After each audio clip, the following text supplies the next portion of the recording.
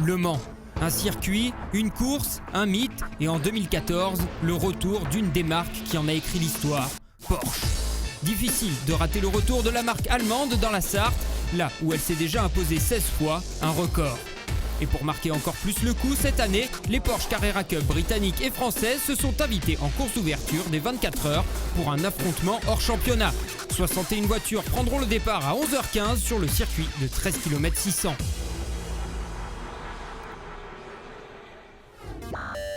Mais l'aventure débute bien avant le circuit du Mans, au kilomètre 51 de l'autoroute A11, là où Porsche a installé son stand de ravitaillement ouvert à tous. Pour l'occasion, la possibilité était donnée à tous les clients de la station-service de se faire traiter comme un vrai pilote le temps d'un plein d'essence. Hommes en combinaison, panneaux de pit-stop, tout était prévu pour se plonger dans l'ambiance de la course avant même d'y être arrivé.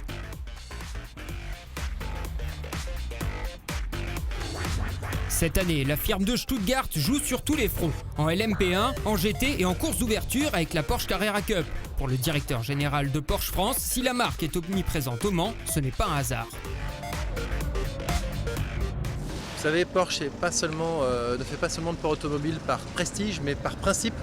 C'est dans l'ADN de notre marque, c'est dans l'ADN de chacune des voitures que nous produisons, puisque nous ne produisons que des voitures de sport.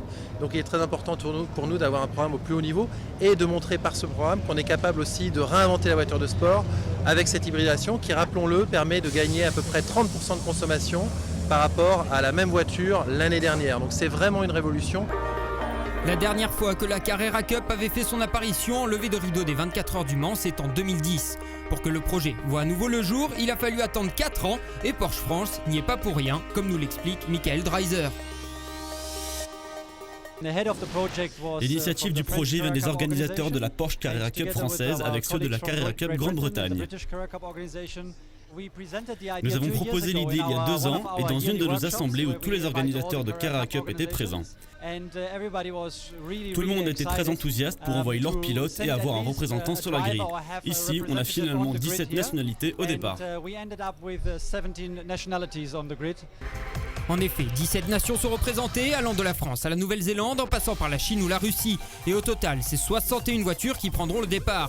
Pour les pilotes engagés, rouler sur ce circuit reste une opportunité rare et le mythe du Mans fait l'unanimité. C'est un mythe de courir sur ce circuit. C'est un instant assez magique, voilà, c'est chargé d'histoire. C'est une course internationale et c'est aussi la première année de la Porsche 919 au Mans. C'est l'événement de l'année en sport auto, donc c'est génial. Il y a 61 voitures et c'est un événement magique. Porsche a fait un super boulot, Porsche France et Porsche Angleterre, donc voilà, super fier. Parmi les engagés ce week-end-là, un nom était directement lié à l'histoire de Porsche, Laurent Aiello. Membre du dernier équipage vainqueur des 24 heures du Mans avec Porsche en 1998, invité par la marque à venir rouler alors qu'il n'a plus touché un volant depuis 2005, le Français a volontiers accepté l'invitation. Une très belle idée de la part de Porsche en fait de m'inviter à une course en Carrera Cup avec les couleurs de la voiture de 98, même numéro, même ingénieur, même mécanicien. C'est une belle aventure et c'est ce qui m'a séduit en fait. Moi j'ai pas de pression, je dirais que je suis venu là pour me faire plaisir et j'en ai pas non plus du côté de Porsche, donc on va essayer de s'amuser surtout et puis de faire un résultat correct.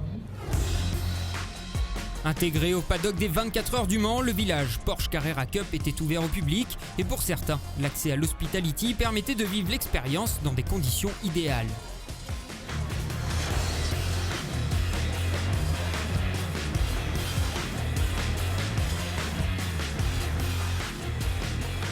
Depuis 2010 et sa victoire ici même, Sylvain Noël a changé de statut. Il est devenu team manager de sa propre équipe Racing Technology. 5 voitures sont engagées aux couleurs du team, dont un Australien, Mark Sini, ainsi que le patron en personne. Je suis né au Mans, j'ai pu faire les 24 heures il y a quelques années, j'avais gagné en Carrera Cup en ouverture en 2010. Là, cette course étant hors championnat, j'avais à cœur de revenir et de me faire plaisir.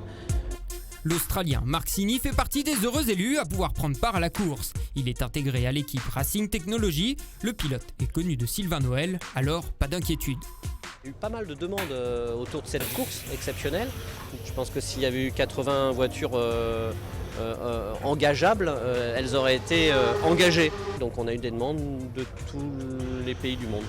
Marcini était quelqu'un qui est assez expérimenté puisque c'est un concurrent de la Porsche Carrera Cup australienne. C'est aussi un pilote qui fait du GT en Australie, donc a un bon bagage déjà de pilote, amateur certes, mais qui est cohérent, qui comprend les acquisitions de données, qui comprend le pilotage. Autre pilote à venir de loin, Dong Zhangzhen représente le continent asiatique. Il est venu tout droit de Chine pour participer à cette course unique. C'est la première fois que je viens en Europe pour courir. C'est vraiment très différent comparé aux courses en Asie, c'est plus disputé. Je pense que je reviendrai encore en Europe.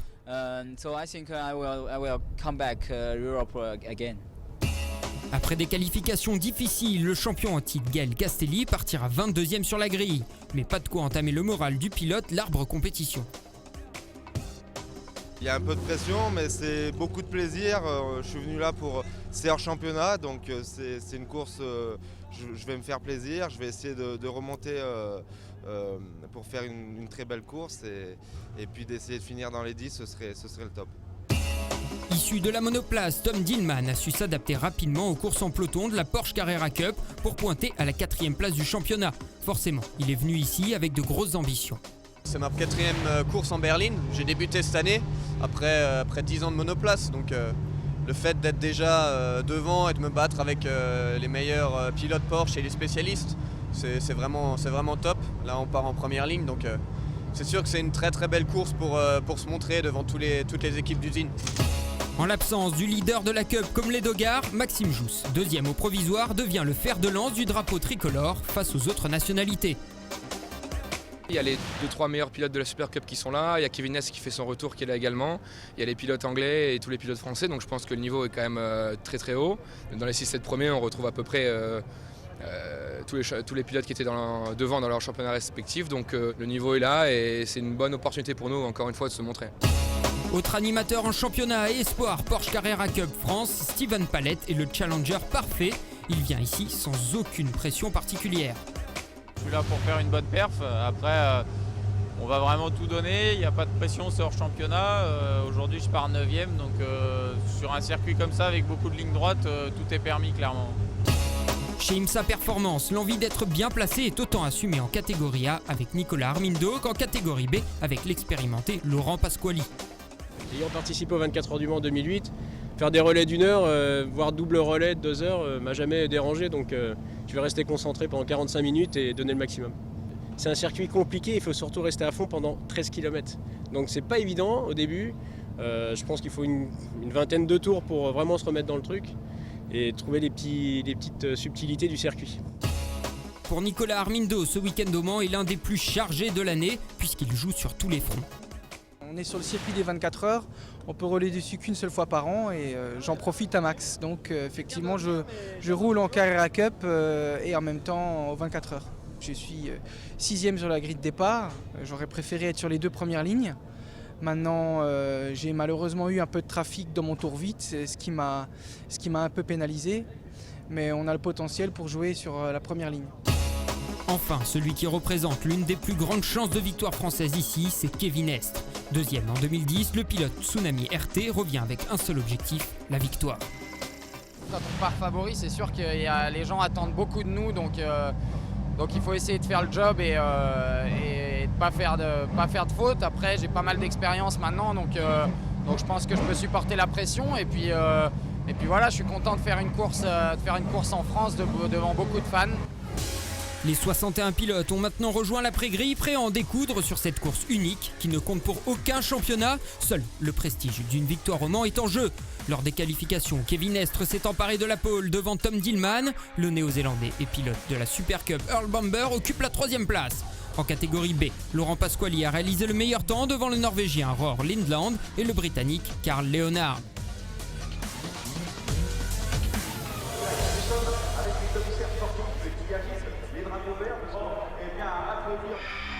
Et c'est parti pour la course de Porsche Carrera Cup France et Grande-Bretagne. On embarqué ici avec Geoffrey Denarda. Excellent départ pour Kevin Estre avec Dillman et Bamber derrière. Denarda est à la lutte. C'est Aiello qui fait un excellent départ. Il a déjà gagné quelques places.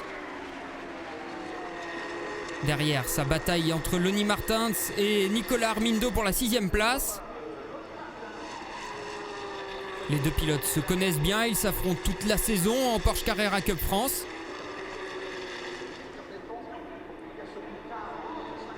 Après le départ, le top 5 se compose de Kevin Estre, Tom Dillman, Earl Bamber, Ben Barker et Nicolas Maroc.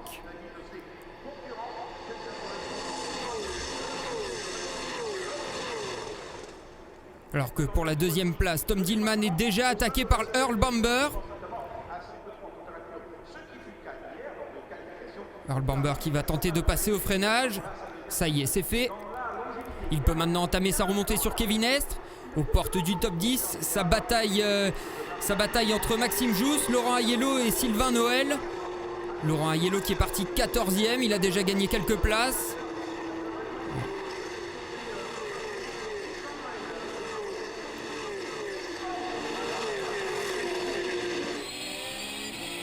On revient en embarqué avec Nicolas Maroc qui tente une attaque sur Lonnie Martins. C'est l'accrochage entre les deux pilotes.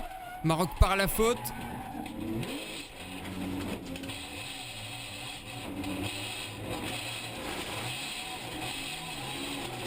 Il rejoint la piste, mais la voiture est endommagée. Il est contraint à l'abandon. Au terme de ce premier tour, Kevin Estre est toujours en tête devant Earl Bamber et Tom Dillman. Ce dernier est maintenant sous la menace de Ben Barker. Laurent Aiello ici qui gagne encore une place. Il prend Steven Palette en chasse. Décidément, l'ancien vainqueur des 24 heures du Mans n'a pas perdu la main. Sacha Botman est à la poursuite de Nicolas Armindo. Ah, ça va très vite, hein. Les voitures prennent plus de 297 km/h dans cette ligne droite. Ça y est, ça passe pour Botman. Il occupe maintenant la 6e place. Alors que Ben Barker tente de passer Tom Dillman, c'est fait par l'extérieur. Voilà le Britannique qui occupe maintenant le podium provisoire. Alors que les deux premiers, Kevin Estre et Earl Bamber, ont déjà creusé l'écart.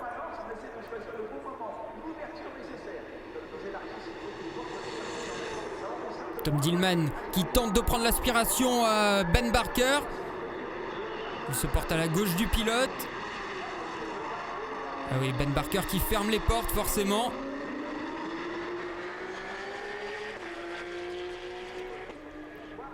Seulement 2 dixièmes d'écart entre les deux premiers, Estre et Bamber.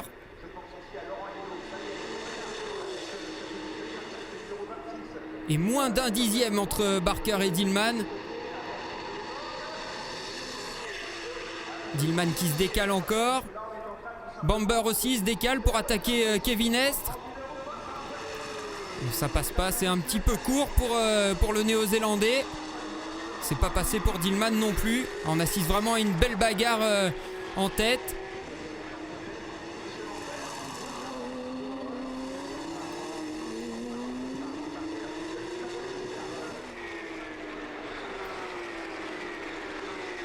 On revient sur la lutte entre Laurent Aiello et Steven Palette.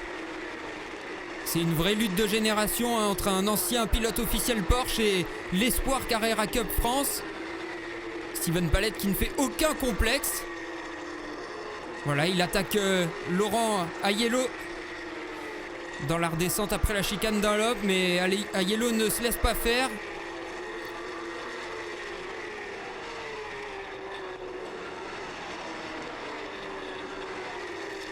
On est déjà à un petit peu plus de 10 minutes de course. Ça y est, Earl Bamber qui attaque franchement Kevin Estre. Il n'est pas forcément très bien placé, le Néo-Zélandais.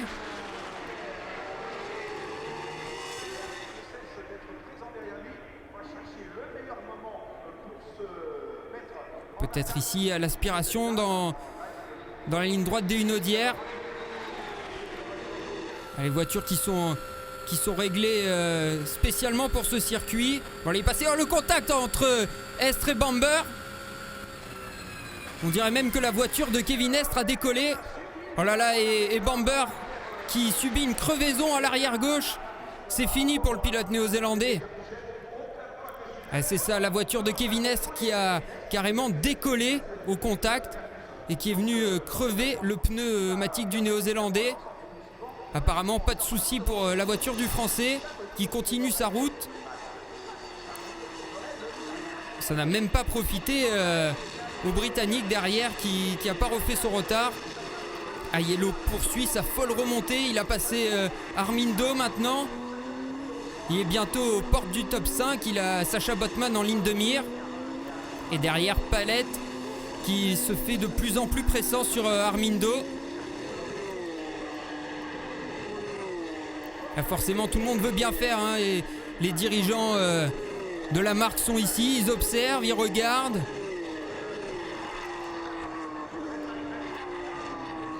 Lonnie Martins réalise une belle course aussi. Il est 4e, Sacha Botman 5e. Ça y est, c'est passé pour Palette sur Armindo. Qui réplique tout de suite, mais non, ça ne passe pas.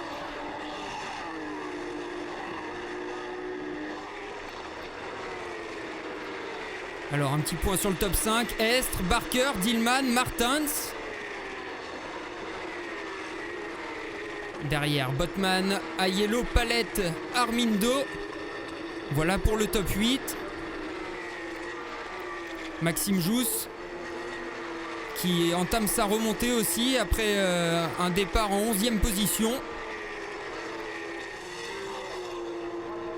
Laurent Aiello, oh là, le contact avec Sacha Botman qui est obligé de passer par le bac à sable.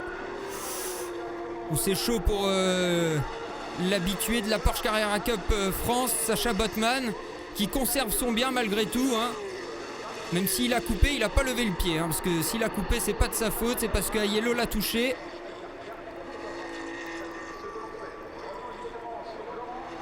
Aiello qui se rapproche à nouveau. Ah, c'est une belle bataille que les deux hommes nous offrent ici là pour la 5e place.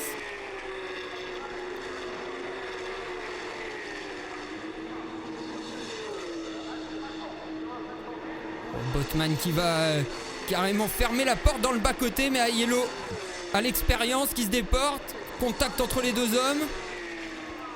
Botman n'a pas l'air content, il y a explication de texte entre les deux là. Ils sont toujours côte à côte.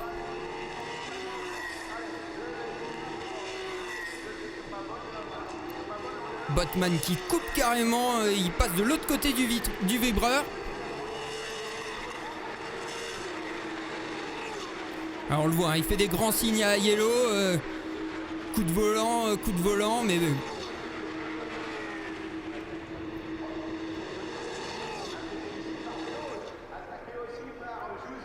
Aiello qui tente une nouvelle fois d'attaquer Sacha Botman. Peut-être au freinage. Oui, il a l'air d'avoir pris le dessus, voilà. Hein, on le voit depuis la cam embarquée de Sacha Botman. Laurent Aiello est passé.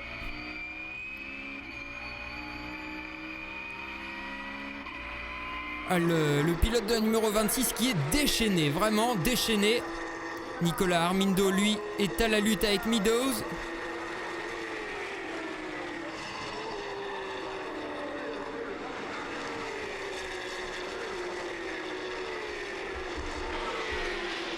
Alors que c'est la voiture de Steven Palette qui est au stand. C'est l'abandon pour l'Espoir Carrera Cup France. Quel dommage. Il était dans le top 10. On revient sur la bataille entre Michael Meadows et Nicolas Armindo pour la 7e place. L'avantage est à Meadows pour le moment. Est-ce que le Français va réussir à répliquer? Lui qui connaît vraiment le circuit sur le bout des doigts, hein, parce qu'il roule même aux 24 heures ce week-end. Il déboîte dans la ligne droite des Hunaudières.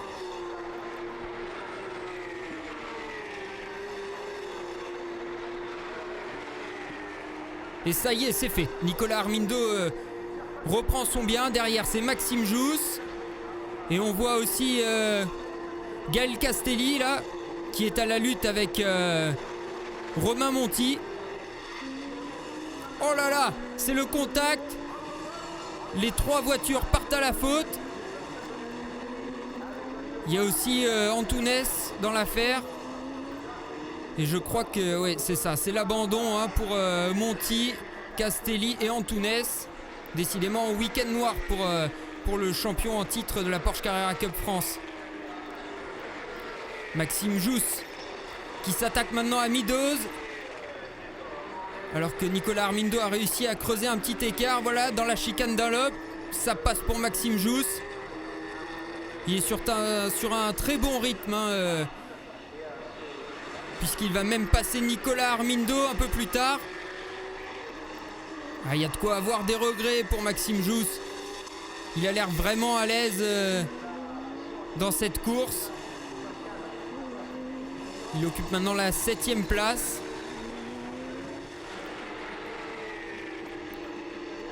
Sacha Botman qui s'est fait rattraper par Nicolas Armindo.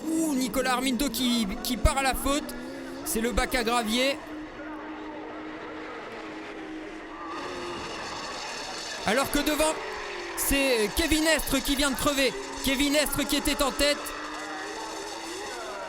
Oh là là, le pneu arrière gauche complètement explosé. Il continue de rouler, il va tenter de rallier l'arrivée. Mais Ben Barker est déjà passé. Ah oui, on voit le pneu qui a complètement explosé. Alors c'est pas le résultat du contact avec Earl Bamber, c'est sûr, puisqu'il s'était touché de l'autre côté, les 2 pilotes. Et du coup, c'est la voie grande ouverte pour Ben Barker pour qu'il s'impose ici, puisqu'on est dans le dernier tour. Le chrono est à 0. Et voilà, drapeau à damier. Ben Barker qui s'impose. Et derrière, c'est le petit train. Sacha Botman qui occupe la 5e place et qui va pouvoir conserver son bien. Voilà, devant Maxime Jousse et Meadows. Et Webster s'est intercalé entre Jousse et Meadows, il est 7e. Ben Barker, le Britannique. En 2010, c'est un Français qui s'était imposé. Et bien cette année, c'est un Britannique. On voit le tableau, le top 10. Barker, Dillman, Martins, Aiello, exceptionnel. 4e, il n'a pas roulé depuis 2005.